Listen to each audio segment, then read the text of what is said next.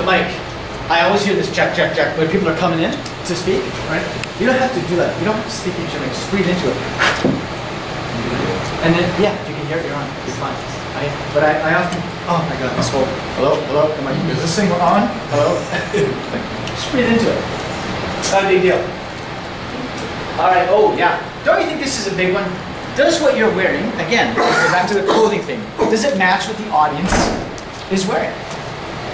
Sometimes that will matter. At a Chamber of Commerce meeting, it may matter. Here, not so much. I love that. People are wearing shorts, jeans, sweatpants. But there are going to be times where you have to really evaluate, you know. You still want to live your brand, but you need to think about it. You need to think about it. It's a tough one. Okay. Luke, I want you to do this for me. I want you to get to the, stand in the back of the room. I'm going to pick up the picture. All right, I'm going to introduce you, and watch what happens. Ladies and gentlemen, please welcome the greatest basketball of all player, Luke. Woo!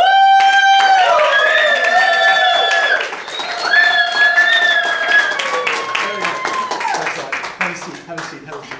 Okay, all right. Okay. Or, you're so good. I'm so glad you're here. You're totally making my weekend. All right, here's what I tell people. I expect that from Luke. All right, it's 14. I saw a speaker being introduced from the back of the room a couple weeks ago. Seminar leader said, please welcome to the stage, yada, yada, yada. Woo!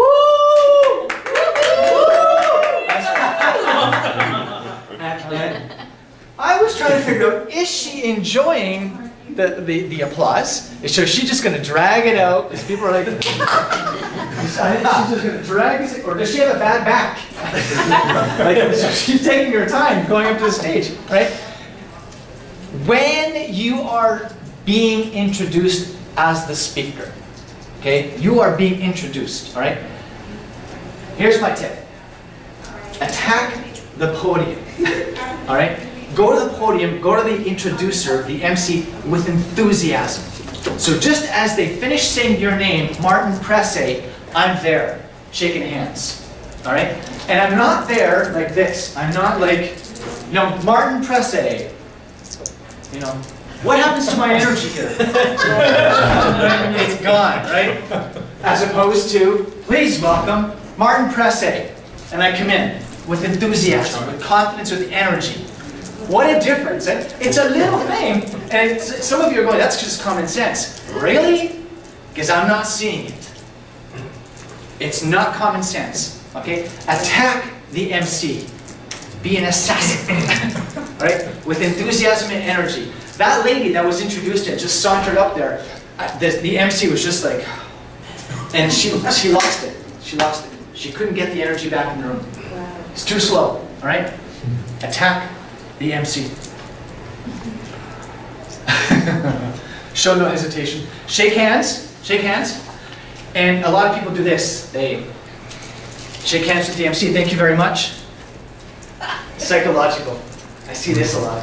Right? Shake hands with the MC and let the MC walk away. You own the stage. You own the stage. Do not back away. Because the MC, it's awkward. The MC will now back away. And you're also backing away. It's like, so the MC's looking at you going, you know, and you're going, oh yeah, right, so now you're back. And so it's all weird now. It's just awkward. Right? When you are introduced, you shook hands. You shook hands. Stop. A little thing. Stop. I put my hands in my pocket. Put your hands at your side. Give the audience time to appreciate you. They want to love you. They want to show their appreciation. Did you see every person who presented a book? Did anybody present a book at Craig's last event? All right, here's what they all did. Almost, I'd say 90% of them. Craig Dussel would say something, blah, blah, blah, blah. They'd come up on stage. They did nicely. For most part, they attacked the MC, shook hands. My book's all about blah, blah, blah, blah, blah. They were just crazy over the top, right? I was just like, the audience hadn't finished clapping yet.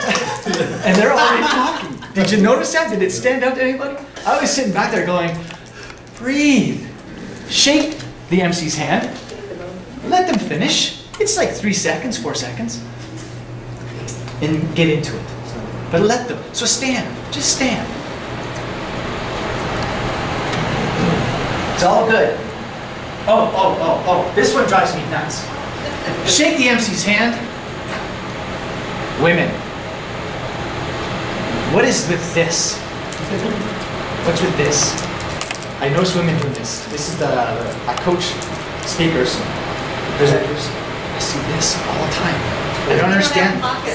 Because you have pockets. Dude, and also protection. Protection? Yeah. So there's a bit of a psychological thing going on. It's comfortable. It's comfortable, all right? A lot of women actually find holding their stomach or even wrapping their arms, and men do this as well, as actually a self-comforting technique. Self-comforting technique. Oh. It actually was mentioned in a body language book that I found. All right, don't do it. Don't do it. It's more relaxing when your arms down. It's not working for you, right? Because here's what, first of all, I find it an energy suck, right? And I'm like all about energy. So this is an energy suck. And I also see that it makes you start off, hi, my name is Jennifer, and I would like to talk to you. It just seems to, Buzzkill. it's a buzzkill. Buzzkill, right? Why do I like Lisa so much? She I was doesn't- just wondering if I did that. No, you didn't. You You didn't. I was watching. Okay. I was watching. Because I was gonna say, jump, jump, jump. But she's strong. Strong female, right? Men love her. It's all legal. Let's see your shoe. Yeah. Yeah. What's that? Did you write it on your shoe? Yeah, exactly. I totally will tonight. Next time we run into each other, I'll be like, yeah, I totally will. I'm gonna put her on my sneakers. My girlfriend's gonna be like, who's Lisa? Like, ah, all right, hands at your side. Hands at your side. I don't even mind this. I would do this. All right, I've been introduced. People are clapping. Thank you, and then I get it going. All right. Look at the audience. Big one. Big one. I coached a speaker. Actually, sorry. Let me back that up. She said she did not need any coaching. I said, really? I said, you're that good? She's like, I've been teaching for 25 years. I have no problem speaking in front of an audience. I have no problem. So she was introduced, sauntered, with fear. I don't want to be up here. Yeah, like that. And I'm like, wow, she doesn't need coaching. Okay, we all need coaching. We all have bad habits. We all have bad habits. Did I spell that right? The audience. Yes. Yeah, that's about right. All right, let's talk about the audience. We talked about this. It's about them. It's about them, not you. Do not brag. Do not brag. This drives me bananas. Unless you are a best-selling author, you ain't got nothing to brag about. Okay? Don't brag. Here's why I'm saying this. I am working with one speaker right now who has been speaking for 25 years and only makes a little bit of money. Called me up and he said, there's something not working in my presentations. I am not connecting. So I went and I saw him speak a few times. And he's introduced, he comes up and he says, hi, my name is so-and-so. I've written 6 books. I have developed a new application. It made $3 million in sales in the first 6 months. I then traveled the world doing this, and I then traveled the world doing that, and I'm successfully re-engineered this product. And braggity brag, brag, brag. Okay, it's not working for you. Okay, you're not connecting with anybody. You're not connecting with anybody. Take yourself off the pedestal. There's a perceived pedestal. As soon as you start speaking, there is a perceived pedestal. You're special, right? So you need to take yourself off that pedestal. Because the audience think you're special. You're the speaker. You're already special. You don't want to be special. Visually, can they all see you? Can they hear you? Is the room too hot, too cold? These are all just little things.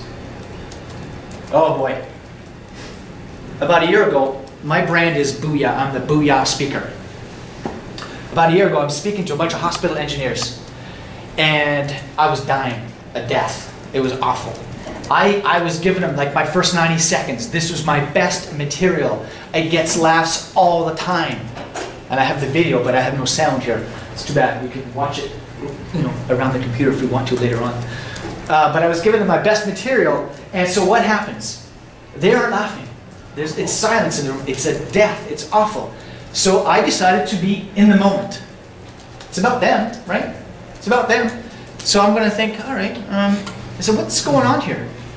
I said, I'm giving you my best material.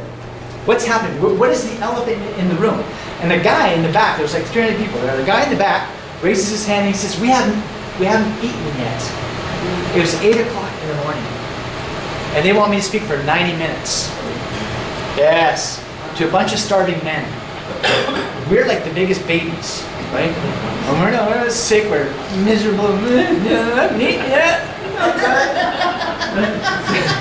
That's what men do. It's a guy thing. It's a guy thing. Power to the people. Power to the people. So it was rough. It was rough. So I said, okay, well, first of all, I'm going to cut my speech short. They're going to be like 50 minutes max. And I realized the next time it's in my contract, the audience must have eaten before Martin speaks. Right? Know that. And this is a big lesson right here.